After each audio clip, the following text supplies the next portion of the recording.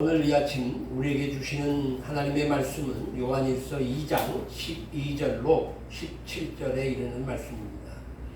이제 교회 앞에 공독합니다. 자녀들아, 내가 너희에게 쓰는 것은 너희 죄가 그의 이름으로 말미암아 사함을 받았으며, 아비들아, 내가 너희에게 쓰는 것은 너희가 태초부터 계신 이를 알았으며, 청년들아, 내가 너희에게 쓰는 것은 너희가 악한 자를 이기었음이라. 아이들아, 내가 너희에게 쓴 것은 너희가 아버지를 알았으며, 아비들아, 내가 너희에게 쓴 것은 너희가 태초부터 계신 이를 알았으며, 청년들아, 내가 너희에게 쓴 것은 너희가 강하고 하나님의 말씀이 너희 안에 거하시며 너희가 흉악한 자를 이기었음이라. 이 세상이나 세상에 있는 것들을 사랑하지 말라.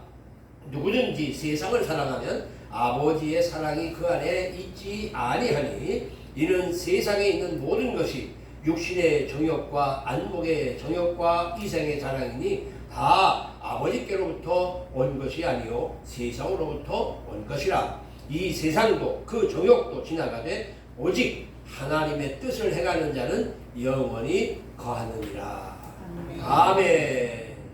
아멘.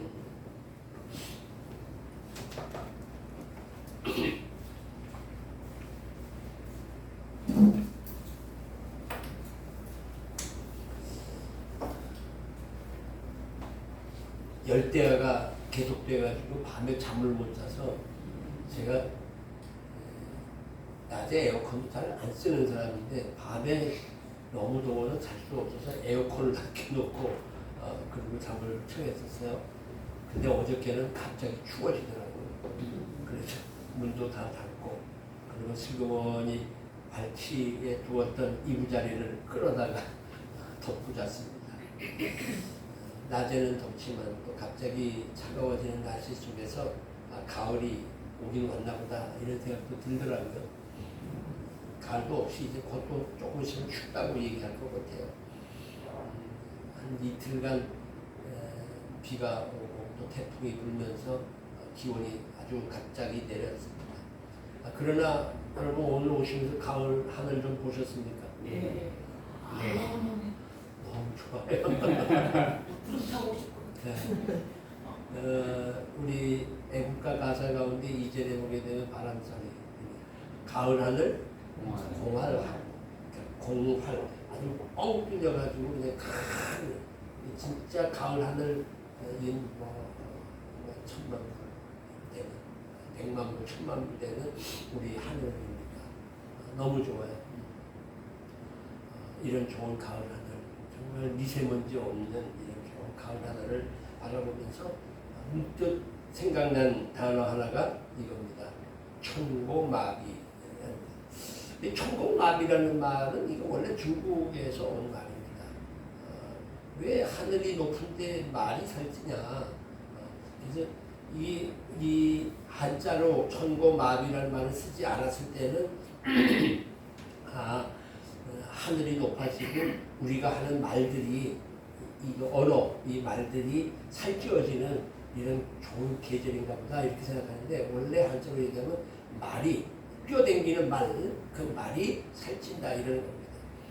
중국 왕조는 당시에 오랫동안 변방에 있는 흉노족에게 늘 침략을 받았습니다.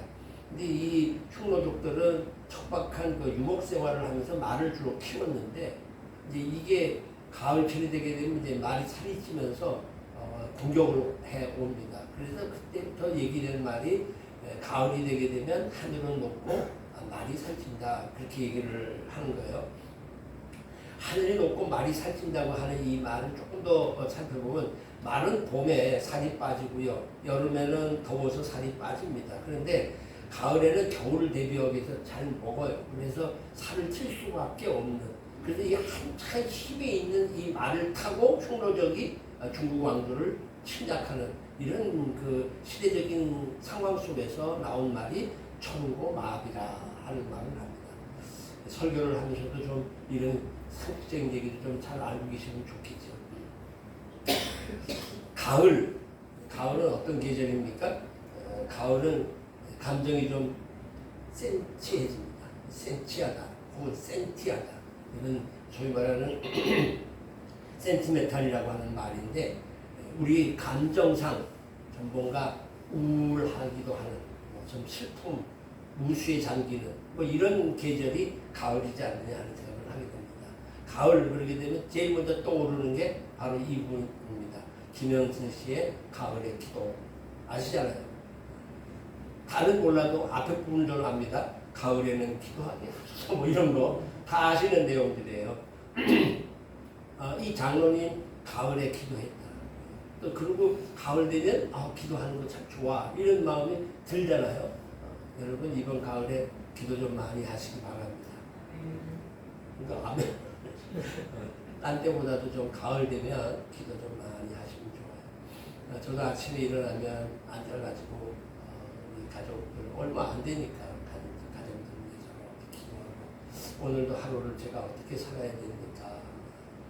목사로서 세상에 나가서 정말 세상의 사람들과 부딪히면서 정말 뭔가 바르게 해보려고 애를 쓰는 이런 일. 제가 지금 교회를 위해서 지금 이렇게 저렇게 뛰어다니면서 교회를 부흥시키려고 하는 그런 거에 대해서는 사실은 우리 신천호 목사님한테 모든 걸 다 맡겨놓은 이런 상황인데 어쨌든 큰 그림의 그림을 그려가면서 어떻게 해야 됩니까?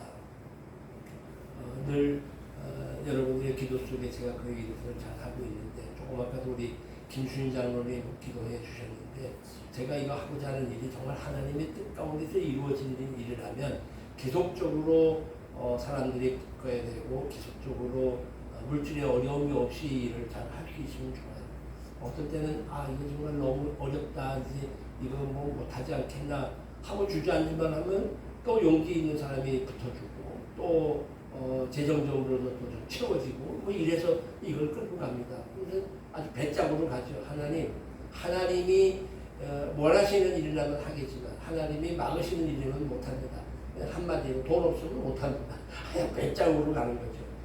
그리고 정말 돈 없으면 못해요. 근데 채워지는 일이 계속 생기니까 그러나 그 일들을 하게 되고 또 어떤 경우가 생기는 거라면 너무 좋았다. 너무 잘 됐다. 이런 일은 정말 귀하고 이 일은 목사님밖에 할 수 없는 분인데 목사님이 해주셨다. 이런 말을 들을 때는 너무 신기하고요. 너무 좋고요. 너무 감사해요. 어쨌든 가을 기도하는 계절입니다.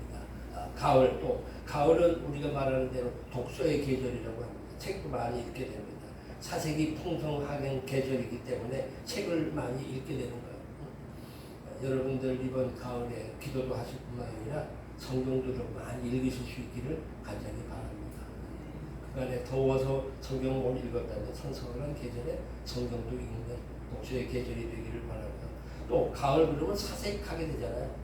낙엽이 나뭇잎에서 낙엽이 떨어지는 모습을 보면서 센치해집니다. 그리고는 거기에 대해서 언제나 생각을 하고 나도 언젠가는 저렇게 떨어진 날이 있겠지 이런 것도 한 번쯤 생각해 보는 게 가을일 겁니다. 그러다 보게 되면 간단하게 끄적거리면서 글을 쓰게 되는데 간단하게 끄적거리는 글은 시라고 얘기를 하고 길게 쓰면 수필이라고도 합니다. 어쨌든 글도 좀 써보시는 것도 나쁘지 않다. 요즘에는 문자 메시지 카톡으로 그냥 하고 싶은 얘기 몇 자 해서 탁 보내고 저쪽에서 탁 오고 또 거기서 탁 보내고 이러는데 한 번쯤은 펜을 들고 편지처럼 이렇게 글을 써보시는 것도 어떨까 하는 생각을 하게 됩니다. 요즘 우리 카톡방에 내가 받은 은혜를 이렇게 직접 쓰지는 않아도 또 어디서 봤던 좋은 글귀가 성경구절이 있으면 올려가지고 내 마음을 표현하기도 하시는데 또 거기에 대해서 답도 하시고 은혜를 나누기도 하고 기도를 나누기도 하는 이런 모습은 참 좋다 이렇게 생각이 됩니다. 사실 저도 글을 좀 많이 쓰는 편이잖아요. 여러분 아시는 대로 설경을 다 글로 써야 되는 그런 입장이고 또 그렇게 하면서도 말처럼 하려니까 여러 번 읽어야 되고 또 읽어야 되고 그래도 잘못된 거 있으면 수정하고 이러면서 설교를 준비를 하고 있습니다. 근데 또 요즘엔 설교뿐만 아니라 이 세상 돌아가는 얘기들을 회원들에게 알리려다 보니까 또 그런 얘기들도 많이 씁니다. 또 혹은 보도자료, 무슨 성명서 이것도 이런 글과 좀 다르지요. 그런데 이런 글들을 많이 씁니다. 근데 이제 글을 쓰고 싶을 때 써지면 참 좋은데 그게 쓰기 싫은 것들이 있어요. 혹시 여러분 어렸을 때 반성문 써보셨어요? 써봤어요. 벌써 웃으시는 분들 계시는데 반성문 안 쓰신 분 계시고 잘한 분도 있지만 선생님한테 야단 맞으면서 반성문 10장 써와 이러면 이게 쓸 반성이 없어요. 그래서 한마디 쓰고는 똑같은 얘기 또 쓰고 또 쓰고 해서 그걸 10장을 채워가고 가야 되는 이런 일인데 정말 쓰기 싫은 게 반성문입니다. 어쩌면 경찰서에 끌려가서 진술서 쓰는 거 이것도 쓰기 싫은 글이라고 생각이 됩니다. 그러나 쓰고 싶은 글이 있잖아요. 뭐죠? 사랑의 편지. 사랑의 편지 그러면 좀 그렇고 러브레터 이래야 또 그게 또 의미가 있어. 러브레터 그러면 그건 뭐 밤새도록 써도 좋은 거고 쓰고 난 다음에 또 보면은 내가 빠진 게 있어 또 쓰게 되고 뭐 이런 겁니다. 제가 오늘 왜 이 글 쓰는 얘기 이런 가을의 얘기를 자꾸 길게 선언적으로 얘기하느냐 하면 오늘 본문의 내용이 바로 그런 거예요. 여기 요한일서 1장 3절로 4절에 보게 되면 요한일서는 편지 아닙니까? 사도 바울 선생 아니 사도 요한이 지금 이제 자기의 편지를 받는 사람에게 이렇게 얘기를 해요. 우리가 보고 들은 바를 너희에게도 전하면 너희로 우리와 사귐이 있게 하려 함이라. 야, 너나 나나 편지를 주는 사람이나 편지를 받는 사람이나 사귐이 있게 하려고 그러는데 우리 사귐은 어떤 사귐이냐? 아버지와 그의 아들 예수 그리스도와 더불어 함께하는 사귐이다.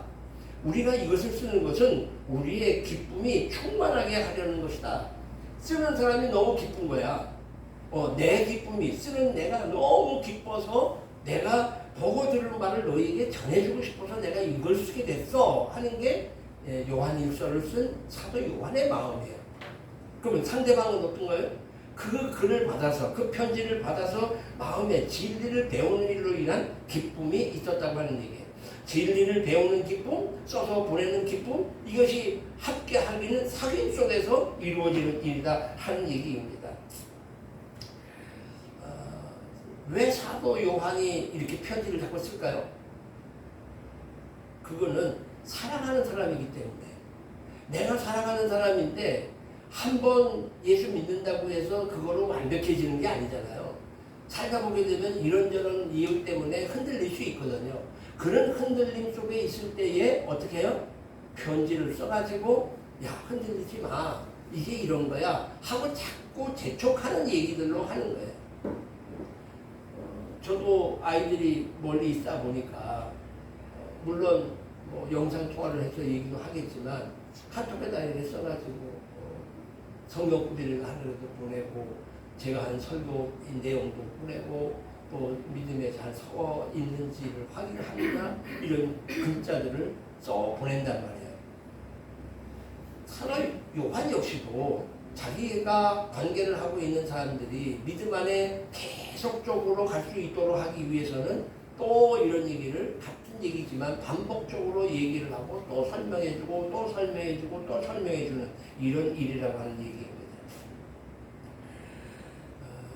여기 있는 바대로 이렇게 내가 쓴 것은 사전에 우리의 기쁨이 충만하게 하려고 그런 과정 속에서 본인이 너무 기쁜 거야. 그 기쁨을 어떻게든 전해주고 싶은 마음으로 이 편지를 쓰게 됐다는 얘기입니다. 자, 그러면 왜 이렇게 편지를 쓰는 사람이 기쁠까요? 사도 요한이 왜 마음이 기쁠까요? 그거는 다른 게 아니라 그걸 쓰면서 이 편지를 읽는 사람들이 좋아하겠지? 기뻐하겠지? 이런 상상을 하면서 글을 쓰다 보니까 너무 좋은 거예요. 이 편지를 받는 사람, 어떤 사람이에요? 여기 이제 이 얘기가 있는데 여기 보게 되면 요거를 제가 그 세 번역으로 썼어요. 세 번역으로. 자녀된 이 여러분, 내가 여러분에게 이 글을 쓰는 까닭은, 이 글을 쓰는 까닭이에요. 이 편지를 보내는 까닭은 그의 이름으로 여러분의 죄가 용서를 받았기 때문입니다. 아버지 된 여러분, 내가 여러분에게 이 글을 쓰는 까닭은 나와요. 이 글을 쓰는 까닭은 여러분이 태초부터 계시문을 알고 있기 때문입니다. 젊은이 여러분, 내가 여러분에게 이 글을 쓰는 까닭은 여러분이 이미 악한 자를 이겼기 때문입니다. 어린이 여러분, 내가 여러분에게 이 글을 쓰는 까닭은 여러분이 이미 하늘 아버지를 알고 있기 때문입니다. 아버지 된 이 여러분, 내가 여러분에게 이 글을 쓰는 까닭은 여러분이 태초부터 계신 분을 알고 있기 때문입니다. 젊은이 여러분, 내가 여러분에게 이 글을 쓰는 까닭은 여러분이 강하고 하나님의 말씀이 여러분 속에 있어서 여러분이 그 악한 자를 이겼기 때문입니다. 쓰는 이유가 분명해지죠? 자, 우리 한번 다시 읽어요. 자, 시작. 자녀된 이 여러분, 내가 여러분에게 이 글을 쓰는 까닭은 그의 이름으로 여러분의 죄가 용서를 받았기 때문입니다. 아버지가 된 이 여러분, 내가 여러분에게 이 글을 쓰는 까닭은 여러분이 태초부터 계신 분을 알고 있기 때문입니다. 젊은이 여러분, 내가 여러분에게 이 글을 쓰는 까닭은 여러분이 이미 악한 자를 이겼기 때문입니다. 어린이 여러분, 내가 여러분에게 이 글을 쓰는 까닭은 여러분이 이미 하늘 아버지를 알고 있기 때문입니다. 아버지 된 이 여러분, 내가 여러분에게 이 글을 쓰는 까닭은 여러분이 태초부터 계신 분을 알고 있기 때문입니다. 젊은이 여러분, 내가 여러분에게 이 글을 쓰는 까닭은 여러분이 강하고 하나님의 말씀이 여러분 속에 있어서 여러분이 그 악한 자를 이겼기 때문입니다. 여기서 계속 반복적으로 나오는 단어가 있잖아요. 이 글을 쓰는 까닭은. 그 까닭은 이유가 뭐예요?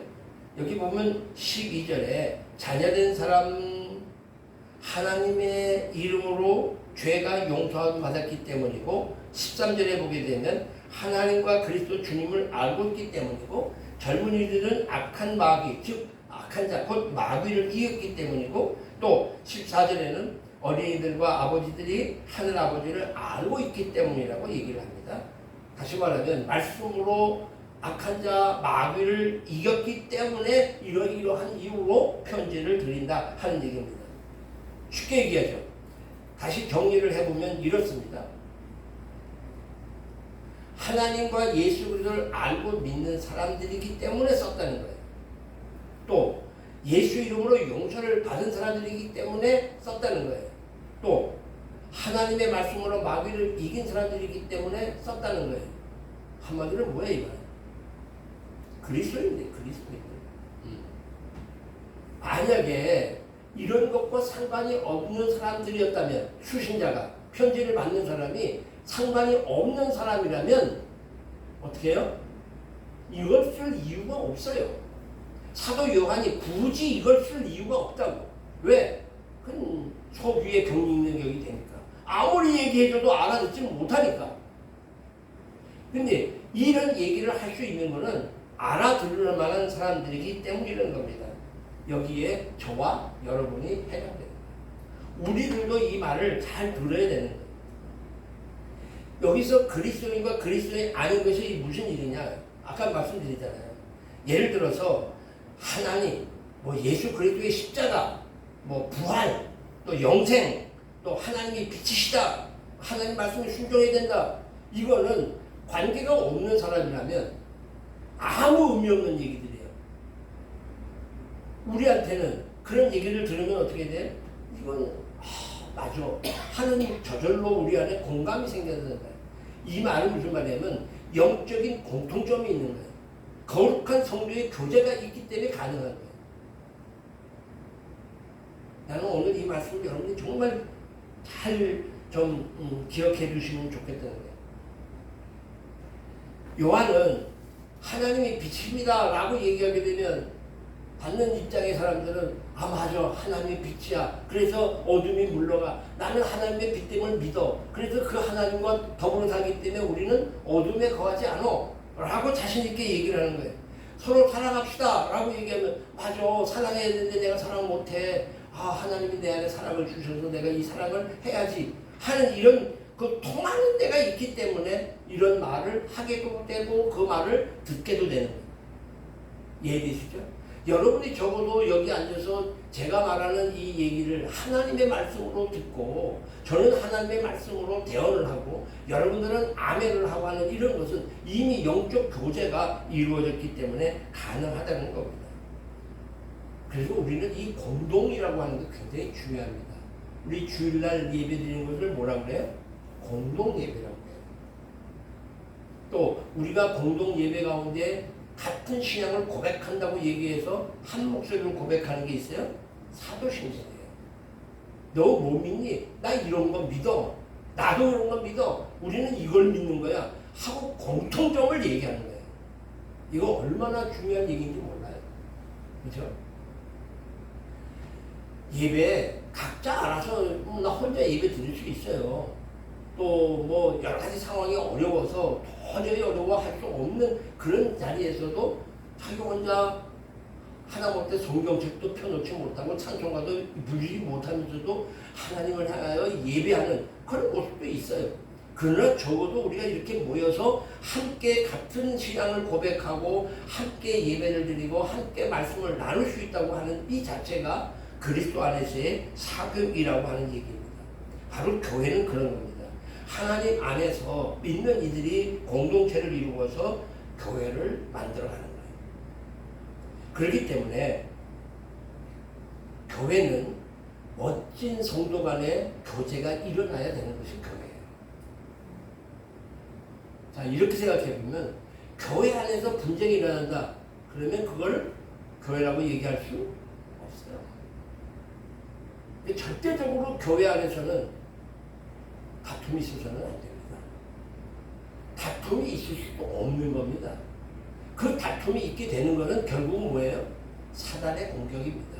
그 사단의 공격을 이겨내려고 하는 사람들이 지켜놔야 교회가 되는 겁니다. 문제는 그런 과정 속에서 사람들이 떨어져요. 사실은 다투는 교회는 문제 있어요. 다툴 수가 없는 거예요. 한 신앙을 고백하고 공동으로 예배를 드린다면 그리스도 안에서 사귐이 있다면 이건 굉장히 중요한 일입니다. 자, 거룩한 성도의 교제는 아까 영적 공통점을 얘기했는데 고백과 확신을 가진 사람들의 공동체예요. 그렇죠? 어떤 걸 고백해요? 예수님은 하나님의 아들이시고 그가 십자가에 못 박혀 돌아가시고 그의 보혈로 우리가 죄를 용서받았고 그는 다시 오셔서 심판하시고 우리는 영원한 나라에 들게 됩니다 라고 하는 것에 대한 고백과 함께 확신을 갖는 공동체란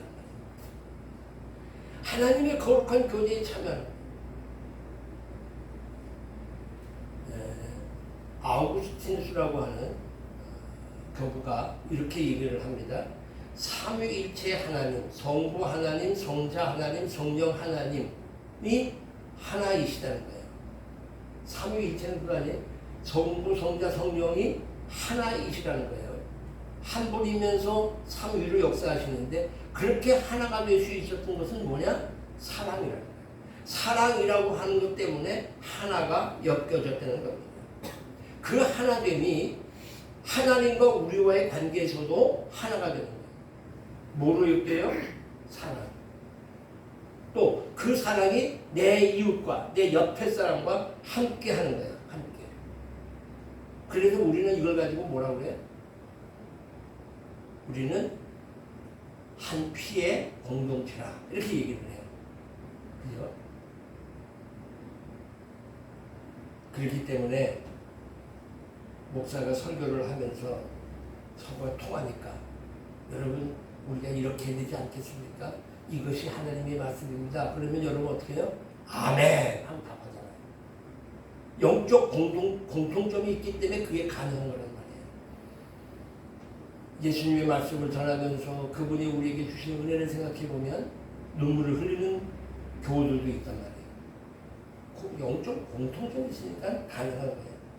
우리가 이런 일을 위해서 헌금을 하십시다 그러면 아낌없이 자기의 가진 것을 내놓을 수 있어요. 왜? 영적 공동체이 있기 때문입니다. 이것이 바로 성도의 교제라는 거예요. 여기서 굉장히 중요한 것은 아까 얘기한 대로 하나님이 성부, 성자, 성령 하나님이 사랑 안에서 하나인 것처럼 우리도 그 하나님과 하나 되는 거고 우리 성도들끼리 하나 되는 거예요. 그렇기 때문에 우리는 이런 표현을 해요. 뭐라고요? 우리가 남이가 하는 얘기. 우리가 남이에요. 이런 표현까지 하면서 성도는 하나가 될 수 있다는 거예요. 그래서 이런 노래도 부릅니다. 우리는 사랑의 띠로 하나가 되었습니다. 그래요. 우리는 사랑이라고 하는 띠로 인하여 하나가 되어 있다고 하는 사실입니다. 자, 요한일서 1장 3절로 4절을 다시 한번 이렇게 읽겠습니다. 한번 같이 읽을게요. 시작. 우리가 보고 들은 말을 여러분에게도 선포합니다. 우리는 여러분도 우리와 서로 사귐을 가지기를 바라는 것입니다. 우리의 사귐은 아버지와 또 그의 아들 예수 그리스도와 함께하는 사귐입니다. 우리가 이 글을 쓰는 것은 우리 서로의 기쁨이 차고 넘치게 하는 것입니다. 할렐루야. 자, 옆에 분 쳐다보고 우리가 남이가 시작. 우리가 남이가 우리가 남이 아니에요. 나는 정말 이렇게 작은 모임, 우리가 지금 뭐 아주 작잖아요. 아주 작지만 우리가 남이가 하는 마음을 여러 가지 상황 때문에 우리 교회를 떠나시는 분들이 계셨고 마지막까지도 이렇게 남는 여러분들이 계시는데 글쎄 뭐 또 떠나신 분들은 떠나신 대로 나름의 신앙생활을 잘 하시겠지만 우리가 남이가 하는 마음을 가졌다면 이렇게까지 되지는 않지 않겠나 하는 그런 생각도 해봅니다. 서로의 기쁨이 차고 넘쳐야 되는 거예요. 우리의 그 기쁨을 잃어버리니까 이제 안 돼요. 우리의 사귐이 어떤 사귐이냐 여기 있잖아요. 우리가 보고 들은 바를 여러분에게 선포합니다. 우리는 여러분도 우리와 서로 사귐을 갖기 위한 것이고 우리의 사귐이라는 게 뭐냐? 아버지와 아들 예수 그리스도와 함께하는 사귐이에요. 그냥 일반적으로 아는 동네 사람 혹은 직장에서 아는 사람 혹은 어떤 사회의 무리 가운데에서 아는 사람 정도로 사귀는 사귐이 결코 아니라고 하는 얘기입니다. 나는 이제 여러분에게 부탁합니다. 우리가 진정 삼위일체 하나님, 그 하나님과 함께하는 교제 안으로 들어오시기를 원합니다. 거룩한 교제 안으로 들어오시기 바랍니다. 그래서 우리 믿는 사람들끼리 서로 이해하고 그리고 용서하고 용납하고 그리고 서로를 돕는 이런 삶으로 우리가 살아갈 수 있다고 한다면 참으로 귀한 거룩한 교제가 되지 않겠나 하는 생각을 합니다. 이러한 거룩한 교제 속에서 구원의 축복을 함께 누리고 사랑으로 서로 용서하고 위로하고 격려하는 우리의 공동체가 될 수 있기를 바랍니다. 하나님의 나라 복음을 증거하고 세상을 섬기는 일에 함께해서 이 거룩한 교제의 축복이 우리 모두에게 충만할 수 있기를 간절히 바라면서 이 말씀을 드립니다. 기도하겠습니다. 사랑의 하나님 우리 아버지, 저희들을 예수